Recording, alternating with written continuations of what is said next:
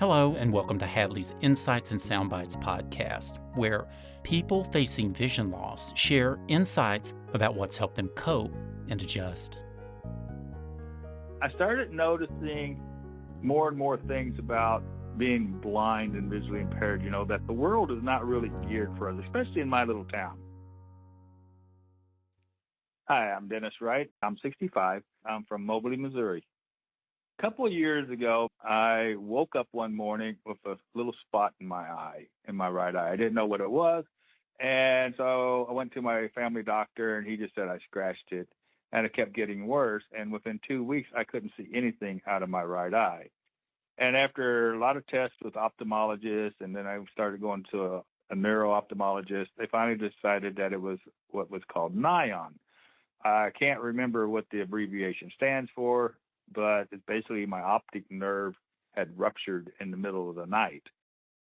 So they said that the eyesight that I got was either going to stay the same, it was going to get worse, it could get a little bit better, but it would never be the same.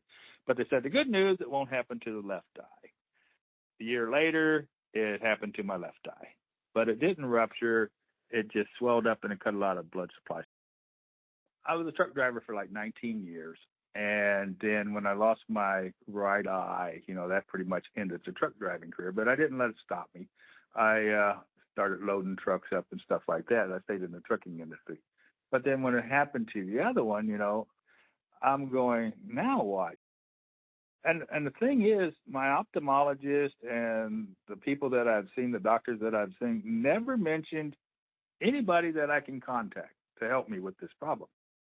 And it's been kind of like a struggle.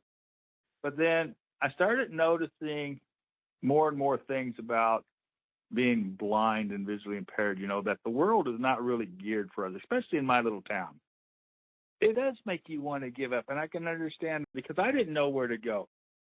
I got to where I drove down the street, and a car passed me, and I couldn't see it, and I turned around, and I got my car back in the driveway, and I said, I can't drive no more.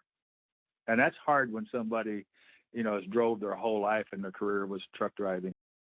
And, the greatest thing that I've found so far is the audio description. I wish Congress would mandate that for everything that's ever put on TV. The first person that told me about that was a blind guy on the bus, and he said, once you get used to it, he said, you would love it. The more I watched it, the more I loved it.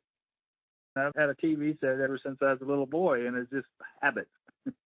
But it's like, I can tell what happened with audio description.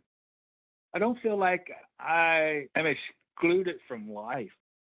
It's the greatest thing since sliced bread. We'd love to hear your story. If you'd like to share with us, just leave us a message on our Insights and Soundbites voicemail by calling 847-512-4867. Or you can use your smartphone or computer and email us a recording to podcast@hadleyhelps.org.